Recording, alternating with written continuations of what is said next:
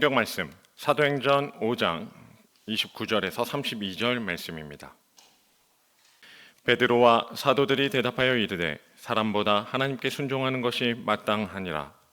너희가 나무에 달아 죽인 예수를 우리 조상의 하나님이 살리시고 이스라엘에게 회개함과 죄사함을 주시려고 그를 오른손으로 높이사 임금과 구주로 삼으셨느니라. 우리는 이 일의 증인이요 하나님이 자기에게 순종하는 사람들에게 주신 성령도 그러하니라 하더라.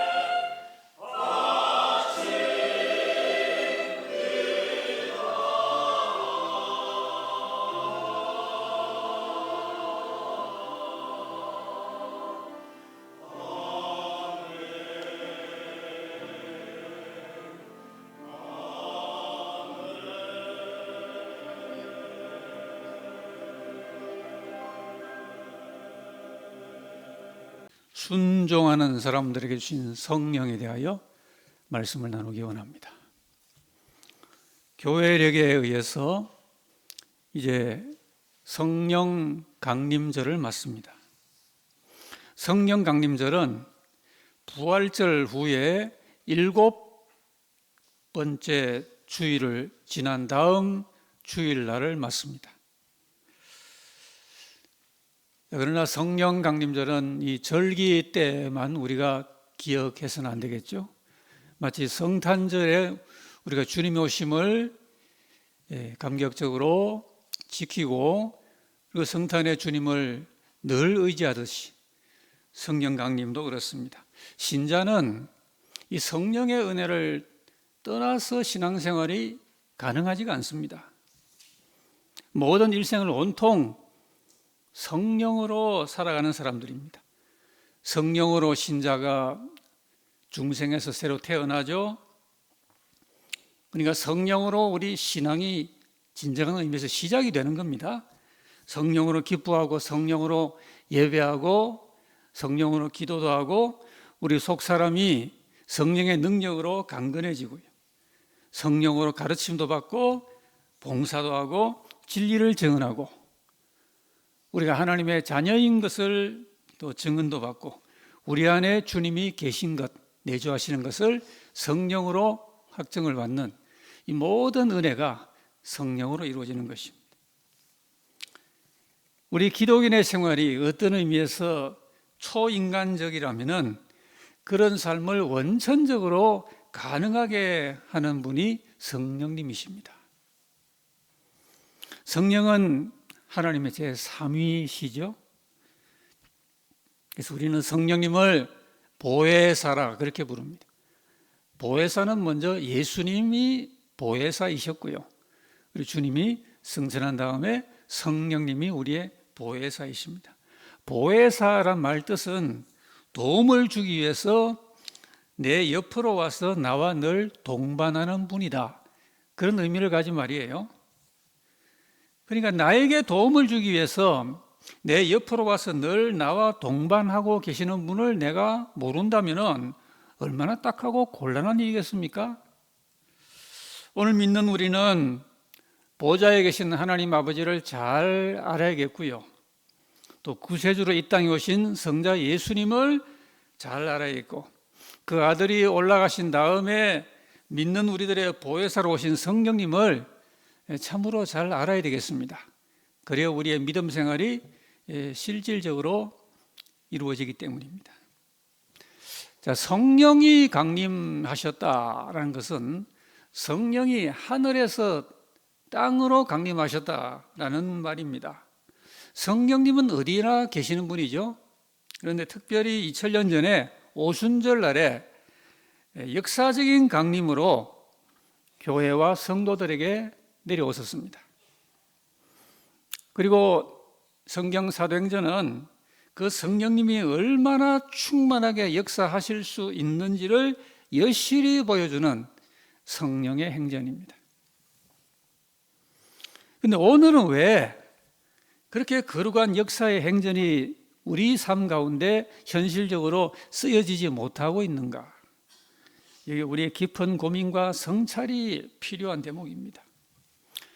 오늘 본문은 사도행전의 역사가 활발히 일어나면서 땅의 일과 하늘의 일을 극명하게 대조해주는 그런 장면이에요. 사도행전 오늘 말씀 가운데서 특별히 성령께서 땅의 일을 말씀해주고 그 다음에 하늘의 일을 알려주고 그 다음에 친히 증인이 되어주시는 우리가 오늘 이 은혜로운 대목을 함께 살피고자 합니다. 요한복음 3장 12절에 보면은 내가 땅의 일을 말하여도 너희가 믿지 않거든 하물며 하늘의 일을 말하면 어떻게 믿겠느냐. 예수님이 땅의 일과 하늘의 일을 말씀하셨습니다. 우리 이 말씀 나누면서 성령님의 강림과 운행이 우리에게 경험이 되기를 바랍니다. 신앙은 인지하는 것과 경험하는 것, 이 두 가지죠. 우리가 먼저 이 시간 땅에서의 일을 생각을 합니다. 성령님은 태초에 천지를 창조하실 때 운행하셨습니다. 당연히 성령님은 구약 시대에도 계셨어요. 삼손에게 임하셨죠. 다윗에게도 임하셨죠. 많은 선지자에게도 성령이 임하셨습니다. 구약 시대 성령이 전혀 활동하지 않으신 것 아닙니다. 그렇지만 이 구약 시대 성령은 신약 시대와 좀 차이가 있어요. 오늘 은혜 시대와 달리 구약 시대는 성령의 역사가 현저하지 못했습니다. 역사를 하셔도 하나님의 뜻 가운데 필요한 인물에게 제한적으로 임하시고 역사했습니다. 자, 그런데 우리가 구약 성경에 보면은 하나님의 영이 사람과 함께 하지 않으신 결정적인 계기들이 있었어요. 우리가 이런 배경도 이해하면서 신약으로 나아가야 되겠습니다. 첫 번째는 불순종으로 인한 타락입니다. 바로 아담의 타락 사건인데요. 아담은 성령의 역사로 상징되는 그 생명나무의 접근이 차단되죠. 그의 타락으로 말미암아 그의 불순종으로 인하여 하나님께서 첫사람 아담에게 생명나무의 그런 성령의 역사를 차단하셨습니다. 불순종은 여러분 이렇게 무서운 거예요. 오늘도 불순종은 사람을 성령의 역사에서 차단하는 아주 무서운 것입니다. 또한 두 번째는 탐욕으로 인한 이 타락 사건입니다. 노아 시대입니다. 노아 시대에 와서 하나님께서 이렇게 말씀하셔요. 나의 영이 영원히 사람과 함께 하지 않으리라. 도대체 무슨 일이 있었길래 노아 시대에 하나님의 영이 사람과 함께 하지 않겠다고 말씀을 했습니까? 창세기 6장에 보면 그 이유는 하나님의 아들들이 사람의 딸들의 아름다움을 보고 자기들이 좋아하는 모든 여자를 아내로 삼고 그래서 그들이 육신이 되었기 때문이라 그렇게 설명을 합니다. 이 하나님의 아들들은 욥기에 보면은 하늘에서 여호와 앞에 섰던 천상의 존재들로 봅니다. 그리고 당시에 땅에 네피림이란 존재가 있었다고 말합니다. 이 네피림이란 말은 어원적으로 떨어진다, 추락한다 하는 그런 뜻인데 이들은 땅에 떨어져 타락하게 된 그런 존재들입니다. 이렇게 타락해서 서로 탐욕적으로 혼인을 함으로 육신이 되는 이런 상황이 결국 성령이 땅 위에 영원히 사람과 함께 하지 않으시는 계기가 되었다. 창세기는 그렇게 설명합니다. 그 결과 사람의 죄악이 세상에 가득하게 되고요. 사람들이 마음으로 생각하는 모든 계획이 항상 악할 뿐임을 하나님이 아시고 땅 위에 사람 지으셨음을 한탄하십니다. 그래서 사람들을 지면에서 쓸어버리려고 작정하시고 마침내 전 지구 홍수 심판을 피할 수 없게 되었던 것입니다. 여러분 오늘도 이 사람의 탐욕이라는 게 문제예요. 인간의 탐욕이 이렇게 관영하고 넘치는 그런 시대에 하나님께서는 자기 영을 사람들과 그렇게 탐욕의 사람들과 함께 하지 않으시는 것입니다. 신약으로 이제 넘어옵니다. 신약에 와서 이 땅에서 더 중대한 일이 일어납니다. 성령님이 이 땅에서 일들을 감찰하시는데 특별히 성자 예수님이 세상에 초림하신 이후에 그때 땅의 일을 성령님이 감찰을 하십니다. 땅의 일은 여러분 구약시대나 신약시대나 하나님 앞에 다 죄악된 일입니다. 성경이 그렇게 말합니다. 땅에 있는 일이 하나님 앞에 아름다운 일이 아니에요. 가장 핵심적인 땅에 죄악된 일로 오늘 본문 30절에 사람들이 예수님을 나무에 달아 죽였다고 했습니다. 하나님 아들이 우리를 구원하시려고 오시는데 그 구주 예수님을 사람들이 죽인 것입니다. 성령님은 베드로의 입을 빌려서 사람들이 자행한 이 십자가의 일을 지금 드러내어 주십니다. 하나님의 독생자가 자기 땅에 오셨는데 땅에서 무지한 자기 백성들에 의해 잡혀서 가장 처참하게 십자가형을 받고 죽으신 이 땅의 일입니다. 사람들이 하늘의 음성을 듣지 못하고 세상 풍조에 휩쓸리고 군중 심리에 휩쓸리고 이렇게 살면은 하나님의 아들을 못 박는 이런 죄를 짓는 것입니다. 오늘도 이런 일들이 이 땅에 얼마나 범람하는지 모릅니다. 그런데 하나님의 아들을 십자가에 못 박는 죄악이 그때만 있었던 것이 아닙니다. 좀 놀라운 말을 성경이 하고 있습니다. 물론 하나님의 아들의 십자가 속죄 사역은 단 한 번 그때 완성되었습니다. 그런데 예수님을 십자가에 못 박는 이 죄악은 땅에서 반복되기도 한다라고 성경이 말합니다. 히브리서 6장 4절 이하에 한 번 빛을 받고 하늘의 은사를 맛보고 성령에 참여한 바 되고 하나님의 선한 말씀과 내세의 능력을 맛보고도 타락한 자들은 다시 새롭게 하여 회개하게 할 수 없나니 이는 그들이 하나님의 아들을 다시 십자가에 못 박아 드러내놓고 욕되게 합니다. 보십시오. 하나님의 아들을 다시 십자가에 못 박는 일이 이 땅에서 이 신약 시대에 일어나고 있다는 말입니다. 특별히 한 번 빛을 받고 타락한 자들이 더욱 그렇다는 말입니다. 하나님의 아들이 오셔서 십자가에서 세상 죄를 다 도말하여 구속의 공로를 완성했지만 그것을 모르고 십자가의 은혜로부터 멀리 외면하고 떨어져 나가는 이런 모습이 세상에 범람하고 있고 오늘 교회 안에서도 우리가 하나님의 은혜를 외면하게 되면 이렇게 될 수가 있는 것입니다. 여러분, 하나님의 구원은 그 자체가 영원합니다. 그렇지만은 구원을 받아서 이루어 가야 하는 사람으로서는 한 번 구원이 영원한 구원의 보장이 아닙니다. 이 구원론의 진리를 오해하시면 안 되겠습니다.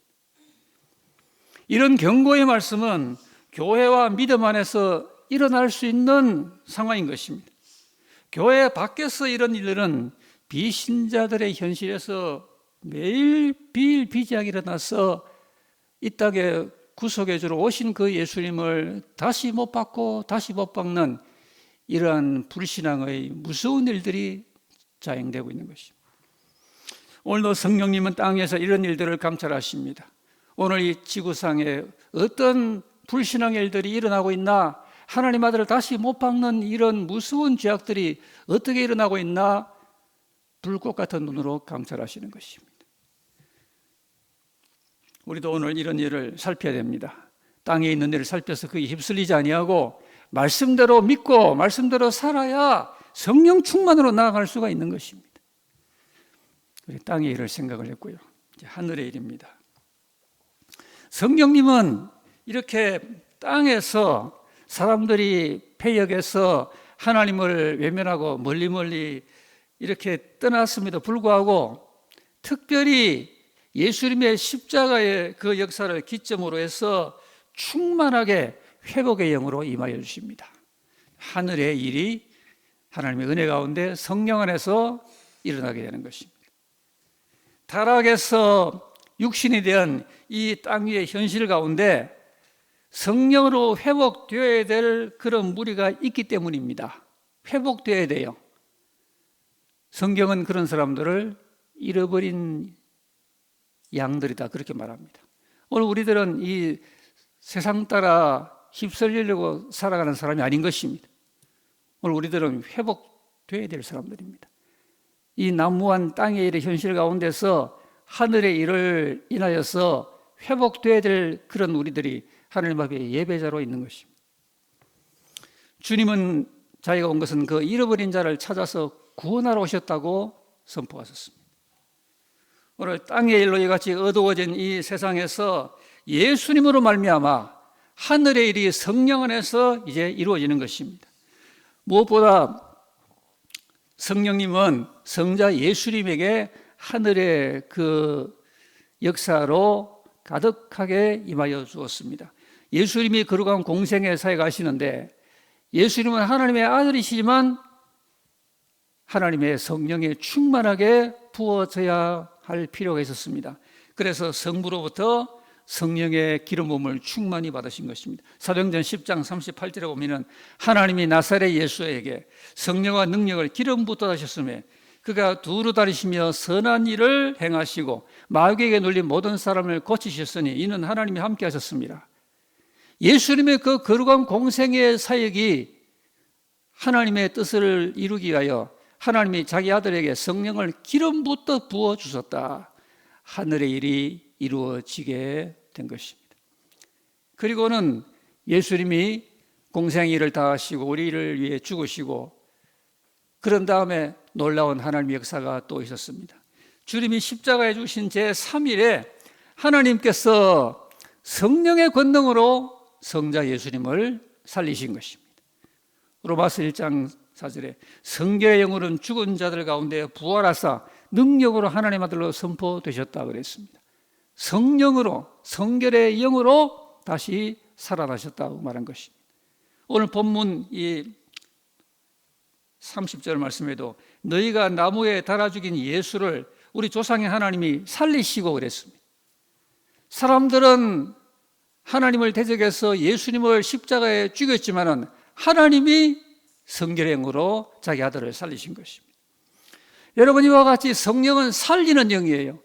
예수님을 죽은 자 가운데 성령의 권능으로 살리시게 되었고요. 그래서 예수님을 부활의 첫 열매로 살리는 영이 되어 주셨습니다.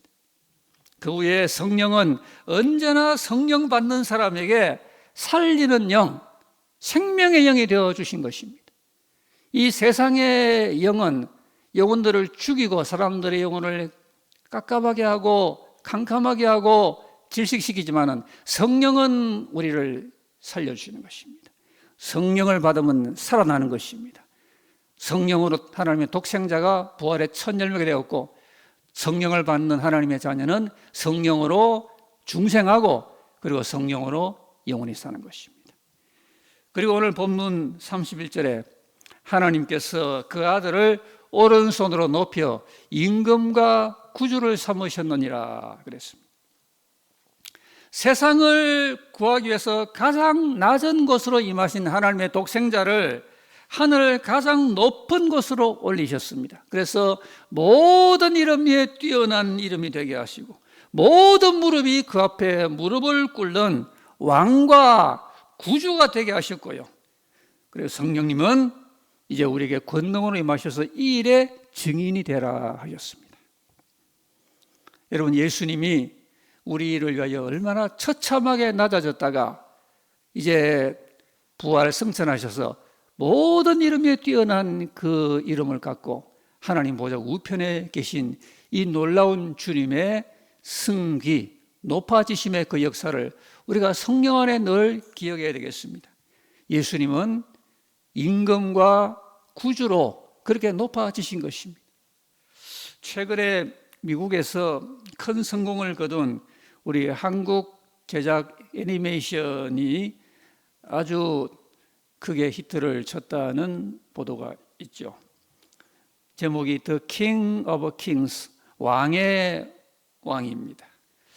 예수님의 생애를 다룬 그런 감동적인 서사인데 세계 최초로 개봉한 그 미국에서 관객 점수 98%, 시네마스코 A+를 기록할 정도로 미국 관객들의 반응이 뜨거웠다고 합니다.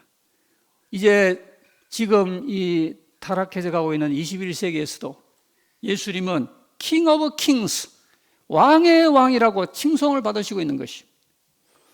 우리 주 예수님은 이렇게 높아지신 것을 오늘도 성령님은 증언하시고 오늘 우리에게 권능을 주어서 너희도 증언을 하여라 라고 우리에게 부탁을 하신 것입니다.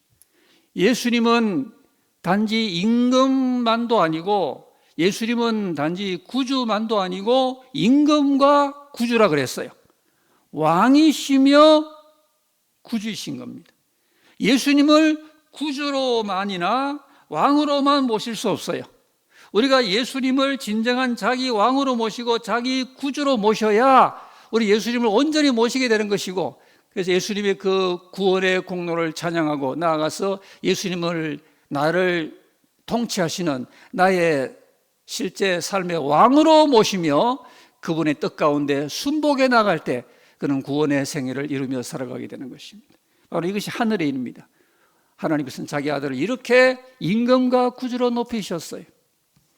오늘 성령님은 우리에게 오셔서 이 일을 우리에게 증언하여 주십니다. 여러분, 허무한 이 세상에서 땅에 많은 일들이 있습니다. 정치도 있고요, 경제도 있고, 사회, 문화, 여러 방면에 우리의 관심을 산만하게 만드는 일들이 끊임없이 우리에게 다가오고 있습니다. 그렇지만은 우리가 땅의 일만 생각하고 살지 말고 이 하늘의 일을 바라봐야 되겠습니다.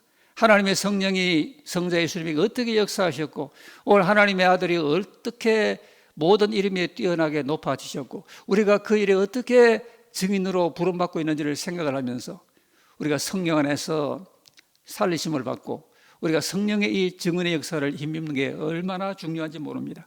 우리의 구원은 땅에 있지 않고 하늘에 있습니다. 땅의 일들에 우리가 하시도 휩쓸리지 마시고 하늘의 일들을 바라볼 때 우리의 영혼이 다시 소생하게 되고 그 하늘의 생명책에 기록이 되는 그런 승리가 우리 삶 가운데 확인될 수가 있는 것입니다.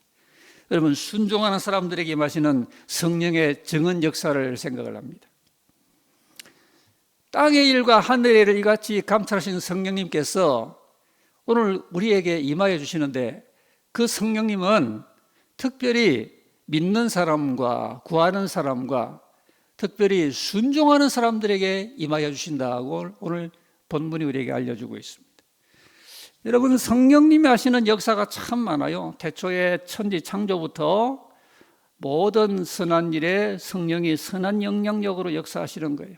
여러분, 만약에 오늘 이 세상에요, 성령의 역사가 싹 사라지면은 이 지구촌은 뭐 인간의 지성, 뭐 어떠한 인간 수양, 뭐니 해도 하루아침에 지옥이 되고 마는 겁니다. 성령의 선한 역사가 있기 때문에 그래도 이만큼 지탱이 되는 거예요. 오늘 하나님의 성령께서 나는 일들 하시는데 특별히 믿는 우리에게 중요한 한 가지 일을 행하시는 것은 바로 증언의 역사입니다.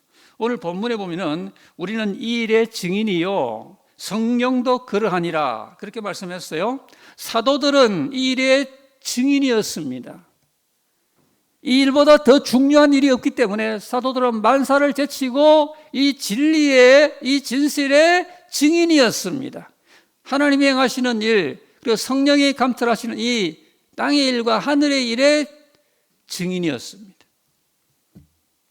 여러분, 오늘날 이 예수 믿는 저와 여러분의 정체성이 뭔가요? 대한민국 국민이죠. 맞아요. 가정에서 부모고 아들이고 딸이고 손주고, 그렇죠. 맞아요. 우리의 최고 정체성은 우리도 진리의 증인이 되는 겁니다. 이 엄청난 일의 증인이 되는 겁니다. 북한에서 남한으로 넘어온 이 탈북민들 가운데 자기가 이제 자유 남한에서 할 일이 무엇인가 할 때 그 많은 탈북민들이 이런 말을 합니다. 자기가 북한에서 겪은 일들을 세상에 증언하는 것이 자기 인생에 주어진 소명인 줄 알고 자기가 남은 여생을 그렇게 하고자 한다라고 자기 소신을 밝힙니다. 북한에서 겪은 일들을 세상에서 증언하는 그 일들이 또 그만큼 중요하다면은 하물며 하나님의 아들이 하신 이 중요한 일의 증인이 되는 것은 저와 여러분의 남은 인생을 다 걸고도 남을 만큼 얼마나 중요하지 않겠습니까? 사도들은 주님의 부름 받았을 때 배와 부친을 버려두고 예수님을 따랐다 그랬습니다. 주님의 증인이 되고 이 진리의 증인이 된 것입니다. 본문에 보면 성령님도 그 일의 증인이시라 그랬습니다. 오늘 성령님은 이 무신론과 불신앙이 자욱한 세태에서 진리를 강력히 증언하십니다. 여러분, 마귀는 온 세상을 거짓과 멸망으로 엮어가는데요, 성령님은 우리를 이 성경 말씀과 현실의 모든 진리 가운데로 인도하시는 것입니다. 그래야 우리가 속지 않고 구원의 항구에 도달하는 것입니다. 사람이 진리를 받고 믿는 것은 성령의 그 증언 사역을 받은 결과인 것입니다. 오늘 우리가 한 번도 우리 눈으로 뵌 적이 없는 그 예수님을 나를 위해 죽으시고 부활한 구주로 믿게 된 것은 다 이 성령님의 증언 사역 때문인 것입니다. 오늘 믿지 않는 현대인들은 이 증언을 거부하기 때문에 믿지 않는 것입니다. 신학자들은 성령론으로서 이 구원론을 이해를 합니다. 성령님은 인간 구원을 이끌고 나가시는 구원의 보혜사이세요. 그래서 오늘 교회와 성도 안에서 우리가 성령론이 얼마나 우리에게 잘 이해되고 또 경험이 되고 있는가를 유의할 필요가 있습니다. 그런데 오늘 성령론은 많은 경우에 혼돈하는 분들도 많고요. 교리와 현실 사이에 괴리도 있습니다. 오늘 우리 신자들이 어떻게 해서 예수님을 믿게 됐습니까? 여러분 생각해 보세요. 저와 여러분이 남보다 깨달음이 훌륭해서 남들이 못 믿는 예수를 믿게 된 건가요? 아니면 우리 부모님들이 훌륭해서 그 덕에 믿게 된 건가요? 물론 다 하나의 그 과정이 되었지만은 그런 건 아닙니다. 신자들이 예수님을 남달리 수많은 불신자가 안 믿는 가운데 우리들이 믿게 된 건 성령님의 기본적인 증언의 역사라고 성경은 말합니다. 고린도전서 12장 3절에 성령을 아니하고는 누구든지 예수를 주시라 할 수 없느니라. 한 번도 본 적 없는 예수님을 주님이라고 말하게 된 것은 그 자체가 성령으로 아니하고는 그렇게 될 수 없다는 이야기입니다. 우리는 다 기본적으로 이런 성령이 예수님을 주님이라고 고백하게 하는 그런 증언 역사를 힘을 입은 사람들입니다. 문제는 예수님을 주님이라고 시인하는 데서 머물고 있다는 게 문제입니다. 늘 예수님을 주님으로 입으로 시인만 하고 있어요. 더 나아가지 못해. 여러분 베드로도 예수님을 잘 시인했어요. 마태 16장에 보면 얼마나 멋있게 예수님을 고백했는지 예수님이 잘했다. 이를 내게 알게 하니는 하늘에 계신 아버지다고 그렇게 칭찬했지 않습니까? 그런 베드로가 그렇게 흔들리고 그러다가 십자가 직전에는 예수님을 3번이나 부인하고 말았습니다. 우리가 이 면을 잘 생각해야 됩니다. 주님은 라오디게아 교회가 차지도 않고 뜨겁지도 않고 미지근하다고 하셨습니다.